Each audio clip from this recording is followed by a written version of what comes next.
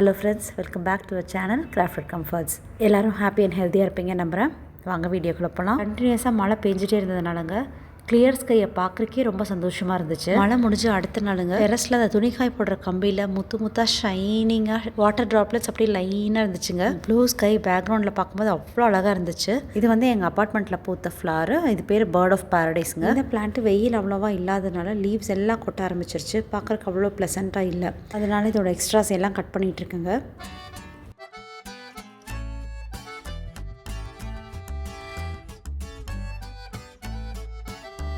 Cut பண்ணதெல்லாம் தூக்கி கீழே போடலான்னு நினச்சேன். மனசு வரல, இது வளரதே பெருசு அப்படின்னு சொல்லிட்டு அதுலேயே சும்மா அப்படியே சுருட்டி வச்சுருக்கேன். நல்லா வெயிலை வந்து மிஸ் பண்ண வேண்டாம் அப்படிங்கிறனால இதை கட் பண்ணி கொண்டு வந்து வெயிலில் நல்லா வச்சாச்சுங்க. கண்டிப்பாக சன்லைட்டில் இருக்கிறனால வேர் பிடிச்சிக்கும் அப்படிங்கிறனால தான் அதுலேயே அந்த கட்டிங்ஸ் எல்லாமே சுருட்டி வச்சுருக்கேன். இந்த பின்னால் பார்த்துட்டு இருக்கிறது வந்து நாமளே பண்ண ஒரு பிளான்ட் தாங்க. பார்க்குறக்கு ரொம்ப நேச்சுரலாக இருக்குது இல்லைங்களா. இது வந்து ஒரு பிளாஸ்டிக் பாட்டில், அதை சுற்றி இந்த உடன் பீசஸ் எல்லாம் ஒட்ட வச்சு கட்டியிருக்கிறேன். அவ்வளோதான். இந்த பாட்டிலில் சென்டரில் ஒரு ஓப்பனிங் கொடுத்து உள்ளே மண் போட்டு அங்கே தான் செடி. இன்றைக்கி வந்து சக்கரவள்ளி கிழங்கு வச்சு ஒரு ரெசிபி பார்க்கலாங்க. அதுக்கு எப்படி இருந்தாலும் அரிசி ஊற வச்சு கிரைண்டரில் போட்டு அரைக்கணும். கூடவே ஆப்பத்துக்கும் ஊற வச்சிட்ருக்கேங்க. அதுக்கு வந்து 1 டம்ளர் பச்சரிசி, 1/2 டம்ளர் புழுங்கரிசி, 1/4 டம்ளர் உளுந்து, அவ்வளோதாங்க. அது கூட 1 ஸ்பூன் வெந்தயம். இதில் வந்து 1/2 கிளாஸ் ரெட் ரைஸு, 1/2 கிளாஸ் பச்சரிசி, அப்புறமா 1 டீஸ்பூன் உளுந்து, 2 டேபிள் ஸ்பூன் புழுங்கரிசி, இதையெல்லாம் இப்போ கழுவி ஊற வச்சிடலாம். நெக்ஸ்ட் வந்து சோள பணியாரத்துக்கு தான் ஊற வச்சுருக்காங்க. ஏற்கனவே 2-3 வீடியோஸில் இதை பற்றி சொல்லியிருக்காங்க. 1/2 கிளாஸ் சோளம், 1/2 கிளாஸ் புழுங்கலரிசி, 1/4 கிளாஸ் உளுந்து, அவ்வளோதாங்க. இதெல்லாம் ஒன்றா ஊற வச்சிடலாம். குழிப்பணியாரம்லேயே ரொம்ப டேஸ்டியஸ்ட்டு ரெசிபினா அது சோள பணியாரம் தான் நான் சொல்லுவேன். ரொம்ப நல்லாயிருக்கும். ஒரு வாட்டி ட்ரை பண்ணி பாருங்கள்.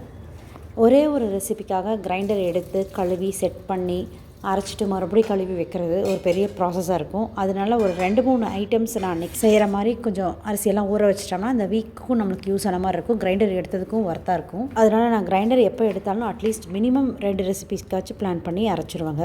இது சக்கரவள்ளி கிழங்கு பெருசாகவும் ஃப்ரெஷ்ஷாகவும் கிடச்சிருந்துச்சு அன்றைக்கி. ஆனால் இது வாங்கி ஃப்ரிட்ஜுக்குள்ளே வச்சு ஒரு 4-5 நாள் ஆயிடுச்சுங்க. அதனால் it's high time to do அப்படின்னு சொல்லிட்டு தான் இப்போ எடுத்து தோல் சீவி துருவிட்டுருக்கேன்.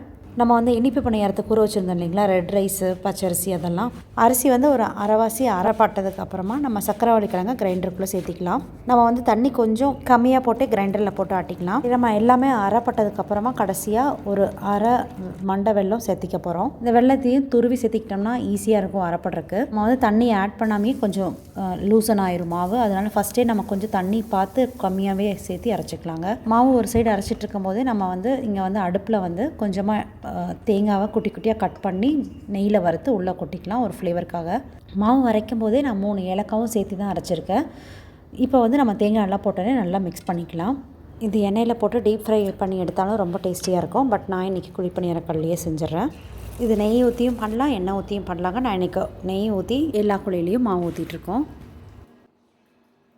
அதே மாதிரி மாவும் ரொம்ப புளிக்கணும் அப்படிங்கிற அவசியம் இல்லைங்க. இது இனிப்பு பணியாரங்கிறனால அப்போவே ஃப்ரெஷ்ஷாக அரைச்சி அப்போவே செஞ்சிடலாம். நம்ம எப்போவுமே குழிப்பணியாரம் செய்கிறதுக்கு வந்து மைகோதி தான் யூஸ் பண்ணுவோம். இது ஆக்சுவலி தலைக்கு சிக்கெடுக்கிறதுக்காக யூஸ் பண்ணுறது. இதோட ஒரிஜினல் பேர் வந்துங்க மயிர்கோதி. இது வந்து கொங்கு நாட்டு சைடில் எல்லார் வீட்லேயும் இது இருக்கும் கண்டிப்பாக. இது வந்து சீர்லெல்லாம் கூட வைப்பாங்க. இந்த மைகோதி வந்து குக்கிங்காகவே செப்பரேட்டாக ஒன்று வாங்கி வச்சுக்குவோம். அது போக தலை சிக்கெடுக்கிறதுக்கு தனியாக இருக்கும். இது வந்து இங்கே இருக்கிற என்னோடய தமிழ் ஃப்ரெண்ட்ஸ்க்கே நிறைய பேர்த்துக்கு இதை பற்றி ஐடியா எதுவும் இல்லைங்க. அப்போ தான் எனக்கே தெரிஞ்சோ இதை பற்றி தெரியாதவங்க கூட இருக்காங்க அப்படின்ட்டு. இது ஆக்சுவலி இது வந்து எங்கள் பாட்டியோடது. இது வந்து அந்த காலத்தில் யூஸ் பண்ணிகிட்டு இருந்த ஒரு மைகோதி தான். இதில் தான் எங்கள் பாட்டி வந்து தலையெல்லாம் சிக்கெடுப்பாங்க. இது வந்து பிராஸ் மெட்டீரியல், அதாவது பித்தளை. இது வந்து நல்லா ஹெவியாகவே இருக்குது. தலை சிக்கெடுக்கிறதுக்காக எவ்வளோ சூப்பராக டூல் டிசைன் பண்ணி யூஸ் பண்ணிட்டு இருக்காங்கன்னு பாருங்கள் நம்ம ஆளுங்க அந்த காலத்தில். சரிங்க, இது குழிப்பணியாரத்துக்கு வருவோம். இந்த மாதிரி தான் மைகோதி திருப்பறக்கு எடுக்கிறக்கெல்லாம் யூஸ் பண்ணுவோம். இப்போல்லாம் மைகோதி எவ்வளோ பேர் யூஸ் பண்ணுறாங்கன்னு தெரியல நிஜமாலுமே. பட் நான்லாம் இன்னும் யூஸ் பண்ணிட்டு தான் இருக்கேன். இப்போல்லாம் குழிப்பணியாரம் குத்தி எடுக்கிறக்கே செப்பரேட்டாக இது கூட வேல் ஷேப்பில் ஒரு டூல் கொடுத்துட்றாங்க. ஸோ நிறைய பேர் அதுவே யூஸ் பண்ணி பழகியாச்சு. நான் எழுதிட்டு இருக்கிறது என்னென்னா, சின்ன வயசில் நம்ம படித்த ஒரு ப்ராவர்ப் தான். Early to rise, early to bed makes a man healthy, wealthy and wise. இது எதுக்கு எழுதிட்டுருக்கேனாங்க, எனக்கே நான் செல்ஃபாக மோட்டிவேட் பண்ணிக்கிறதுக்காக தான். இந்த மாதிரி எழுதி நம்ம கண்ணில் படுற இடத்துல வச்சுட்டோம்னா நம்ம டெய்லி அதை பார்க்கும்போது தானே மனசில் பதியும். அப்புறம் ஃபாலோ பண்ண ஆரம்பிச்சிருவோம். இப்போ கொஞ்ச நாளாக நம்ம டின்னர் வந்து பிஃபோர் 7 சாப்பிட்றணும் அப்படின்ட்டு ஃபாலோ பண்ணிகிட்ருக்கோம். ஏன்னா ஈவினிங் வந்து ஹஸ்பண்ட் குழந்தைங்க எல்லாம் ஸ்கூல் காலேஜ் விட்டெல்லாம் வரும்போது ரொம்ப பசியோடு வருவாங்க. அப்போ ஸ்நாக்ஸ் வந்து நிறைய குவான்டிட்டி சாப்பிட்ற மாதிரி ஆயிடுது. அப்போ வந்து டின்னர் சாப்பிட்ற டைமுமே போஸ்ட்போண்ட் ஆயிடுது.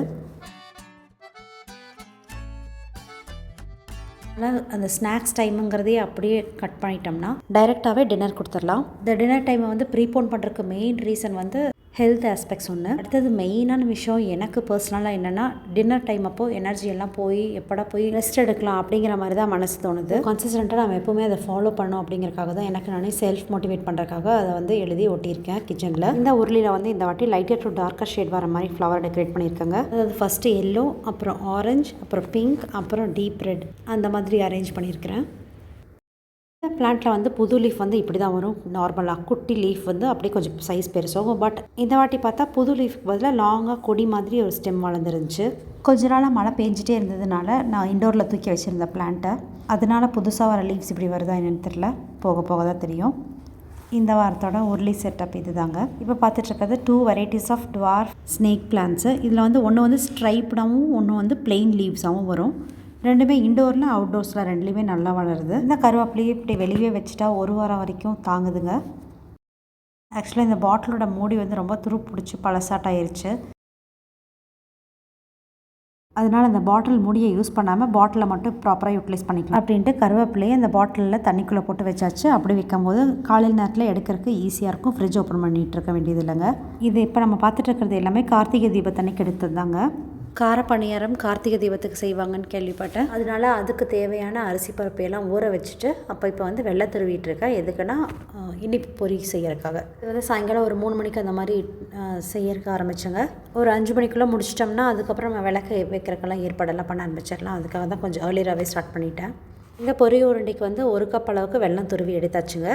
அதை 1:3 தான் ரேஷியோ. 1 கப் அளவுக்கு வெல்லம்னா 3 கப் வந்து பொரி. துருவன வெள்ளத்தை வந்து டைல்யூட் பண்ணிக்கலான்ட்டு கொஞ்சம் தண்ணி ஊற்றி சூடு பண்ணிகிட்ருக்கேங்க. இன்னொரு சைடில் கடாயில் வந்து பொரி உருண்டைக்கு தேவையான நட்ஸ் எல்லாம் வறுத்துட்ருக்கேன். அதில் வந்து நான் போட்டது வந்து இன்றைக்கி நிலக்கடலை, பொட்டுக்கடலை, அப்புறம் மெலன் சீட்ஸ் கொஞ்சம். இந்த பொரி உருண்டைக்கு தான் பாகு பக்கம் செக் பண்ணிகிட்ருக்கேன். வெள்ளை பாகு வந்து மெல்ட் ஆனதுக்கப்புறம் வடிகட்டி வேறு பாத்திரத்தில் ட்ரான்ஸ்ஃபர் பண்ணிவிட்டுங்க. அதே மறுபடியும் ஃபர்தராக சூடு பண்ணிகிட்ருக்கேன். எதுக்குன்னா அந்த ஹார்ட் பால் கன்சிஸ்டன்சி ஸ்டேஜ் வர வரைக்கும். அந்த சவுண்டு வந்துச்சு இல்லைங்களா, உருண்டை பிடிக்கும் போது அதாவது கெட்டியான உருண்டையாக வரணும், அந்த ஹார்ட் பால் ஸ்டேஜ். இப்போ வந்து 1 கப் வெல்லம் போட்டுறது இல்லைங்களா, அதுக்கு வந்து 3 கப் அளவுக்கு பொரி, அதுக்கப்புறம் நம்ம ரோஸ்ட் பண்ணி வச்சுருந்தா நிலக்கடலை, பொட்டுக்கடலை அது எல்லாமே உள்ளே போட்டாச்சு. இப்போ வந்து நம்ம கொஞ்சம் குயிக்காக மிக்ஸ் பண்ணிட்டோம்னா ஈஸியாக இருக்கும். அது கூட ஏலக்காய் தூள் தூவ மறந்துட்டேன், அதனால் இப்போ தான் போட்டு கலக்கிட்டு இருக்கேங்க. இப்போ வந்து உள்ளங்கையில் கொஞ்சம் நெய் தடவிட்டுங்க இந்த பொரிகளை உருண்டை பிடிக்க ஆரம்பிச்சிடலாம். ஃபாஸ்ட்டாக பிடிக்கணும், கொஞ்சம் சூடாகவும் இருக்கும். இவ்வளோ கேர்ஃபுல்லாக எல்லாம் பண்ணியுமேங்க ஓரளவுக்கு தான் என்னால் உருண்டை பிடிக்க முடிஞ்சுது. ஒரு ஸ்டேஜ்க்கு அப்புறம் உருண்டையே பிடிக்கவே முடியல. அதனால் அதை அப்படியே ஒரு பாத்திரத்தில் ட்ரான்ஸ்ஃபர் பண்ணி எடுத்து வச்சுட்டேன். ஃபஸ்ட்டு பிடிக்கும்போது ரஃப்பான பால்ஸாக பிடிச்சிட்டு அதுக்கப்புறமா நான் எடுத்து கையில் நல்லா அமுத்தி பிடிச்சிட்டு இருந்தேன். இந்த ஸ்டேஜ்க்கு அப்புறம் தாங்க பொரி எடுத்தேன். பிடிக்கவே முடியல, அடியில் இருக்க சூடும் ஜாஸ்தியாச்சு, பொரி உருண்டையும் பிடிக்க முடியல. சுத்தமாக உருண்டை பிடிக்கவே வரவே இல்லை. அதனால் அப்படியே எடுத்து மாற்றி வச்சாச்சுங்க. காரப்பணியாரம் செய்கிறதுக்காக அரிசி ஊற வச்சுருந்தோம் இல்லைங்களா, அதை வந்து மதியானமே அரைச்சி வச்சாச்சு மாவு. சரி ஈவினிங் எப்படி இருந்தாலும் புளிச்சிடும் அப்படிங்கிறக்காக இப்போவே சட்னி செஞ்சு வச்சிடலாம் அப்படின்னு தான் செஞ்சிட்ருக்கேன். இதுக்கு வந்து வெங்காயமே போடாமல் செய்கிற சட்னி தாங்க. வெறும் உளுந்து, பெருங்காயம், வரமிளகாய் வறுத்துட்டுங்க. அதுக்கப்புறம் 4 தக்காளி நல்லா ஃப்ரை பண்ணிக்கலாம். 4-5 பூண்டு தோல் உரித்து உள்ளே ஆட் பண்ணியாச்சு.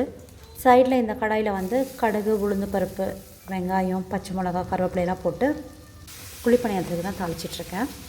சட்னிக்கு வணங்கிட்டு இருக்கிற தக்காளி வணங்கி முடிச்சதுக்கப்புறம் அதுலேயே தேங்காயும் போட்டாச்சு.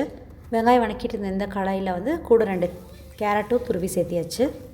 இந்த வெங்காயம் கேரட்டெல்லாம் வணக்கி வச்சுருக்கிறது வந்து இப்போ இந்த மாவில் கொட்டிடலாங்க. கூட கொஞ்சம் உப்பும் போட்டு கலக்கி வச்சாச்சு.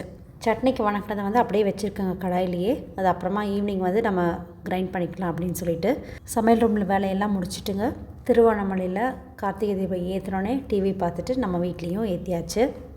நம்ம வீட்டில் கார்த்திகை தீபத்தன்னைக்கு விளக்கு எப்படி வச்சு டெக்கரேட் பண்ணியிருந்தோம் அப்படிங்கிறத பார்த்துட்டு இந்த வீடியோ முடிச்சுக்கலாங்க.